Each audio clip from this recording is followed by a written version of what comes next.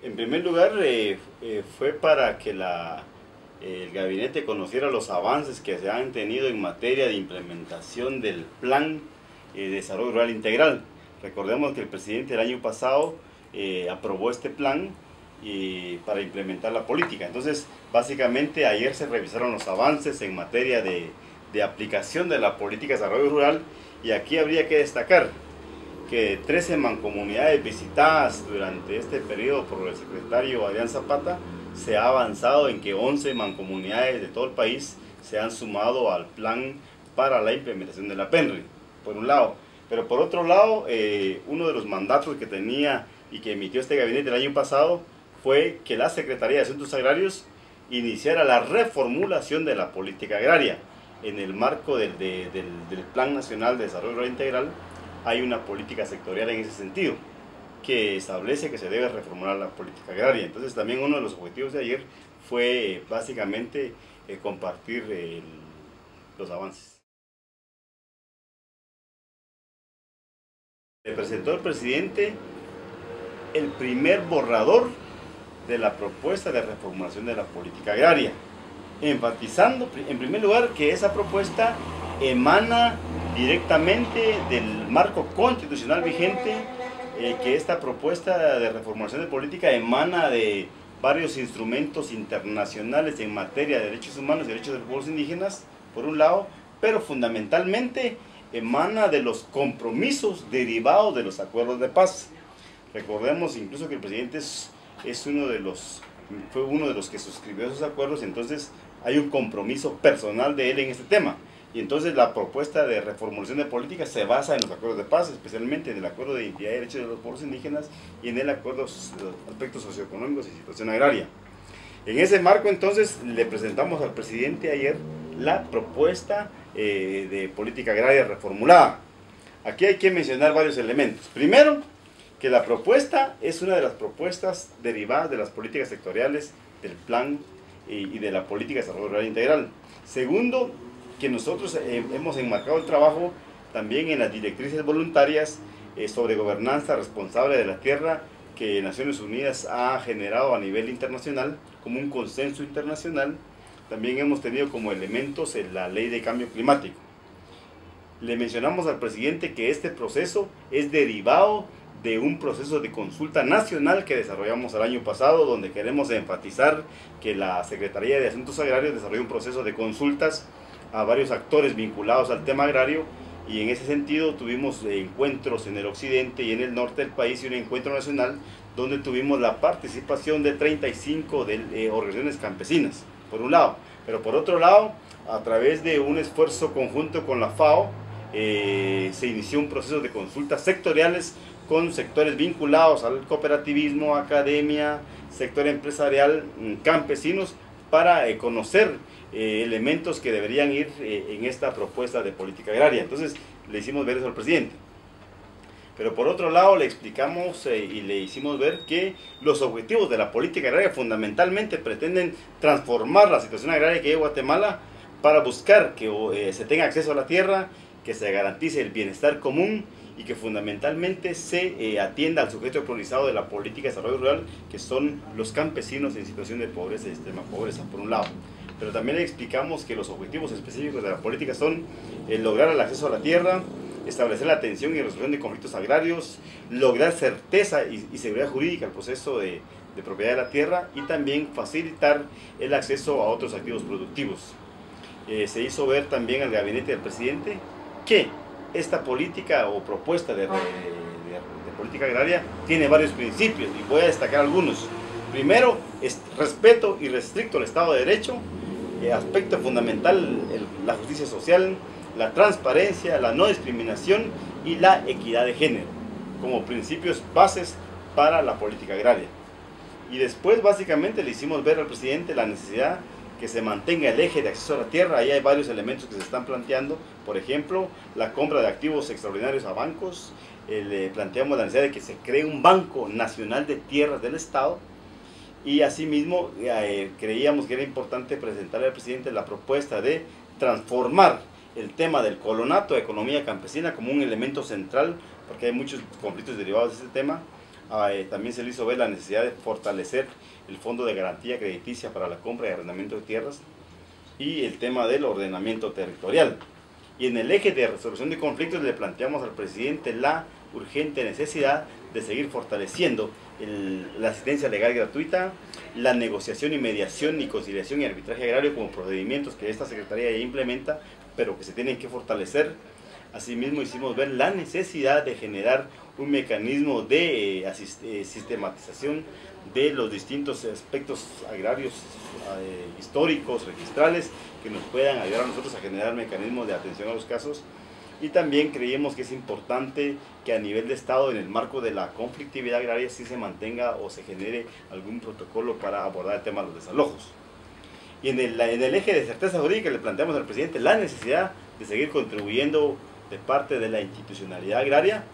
a la ley de regularización de la tenencia de la tierra, un esfuerzo que hemos iniciado con el Congreso de la República, pero creemos que se debe fortalecer. Asimismo, se planteó la necesidad de que el Ejecutivo, en el respeto irrestricto a la autonomía municipal, sí apoye a las municipalidades para que se monten las oficinas municipales de administración de tierras, porque ahí derivan muchos conflictos. También se le planteó al presidente la necesidad de que él, en el marco de sus atribuciones, convoque un diálogo nacional para retomar el abordaje del Código Agrario y el Código Procesal Agrario, porque creemos que son elementos fundamentales que el sistema de justicia debe tener. Asimismo, la necesidad de que se aborde el tema de la posibilidad de crear tribunales agrarios, fiscalía agraria, en el marco del respeto de los poderes judicial, por ejemplo, en este caso. Pero también se planteó la necesidad de fortalecer el registro de información catastral, el registro de la propiedad, a modo de que generemos una coordinación interinstitucional para seguir dando abordaje a la conflictividad agraria. Y en el eje de otros activos productivos, creo que fue importante reiterar de la necesidad de fortalecer los programas de economía campesina, fortalecer el extensionismo rural, porque es importante seguirle dando acompañamiento y apoyo a los campesinos en la productividad. Asimismo, se planteó la necesidad de seguir fortaleciendo el tema de subsidios, créditos y seguro agrícola. En este caso también se planteó la necesidad de fortalecer la creación de cooperativas para fortalecer la economía campesina y así varios elementos. Y como instrumento para articular este proceso, se le planteó al presidente la necesidad de crear un gabinete agrario. Este gabinete agrario, pues la propuesta es que lo presida el señor presidente y la vicepresidenta, y que pudiera articular al Fondo de Tierras, al RIC, al Registro General de la Propiedad, CONAP, el AOCRET, el INAV y la Secretaría de Asuntos Agrarios, por supuesto, para poder generar toda una coordinación interinstitucional para lograr la implementación. Por un lado, pero también se planteó la necesidad de generar un consejo de participación y autoría social de los actores vinculados al tema del agro.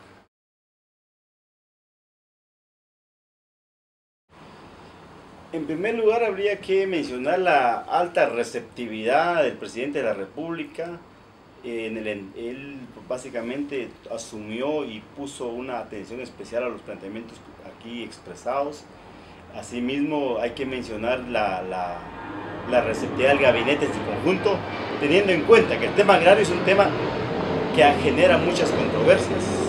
que genera incluso contradicciones ideológicas, pero se le planteó al gabinete y al presidente que este tema hay que abordarlo. Como país no podemos seguir sumergidos en la conflictividad social. Como gobierno y como parte del organismo ejecutivo, nosotros como Secretaría le planteamos al presidente que era necesario el abordaje del tema agrario con todos los actores involucrados para poder llegar a un acuerdo en este tema. Y ahí básicamente la receptividad del ministro de Agricultura, el ingeniero Elmer López, quien manifestó su anuencia y su complacencia con este esfuerzo que estamos desarrollando. El secretario de CONAP manifestó que efectivamente la coordinación interinstitucional es fundamental y mucho apoyo a la propuesta de construir el gabinete agrario, porque resulta muchas veces que la institucionalidad tiene distintos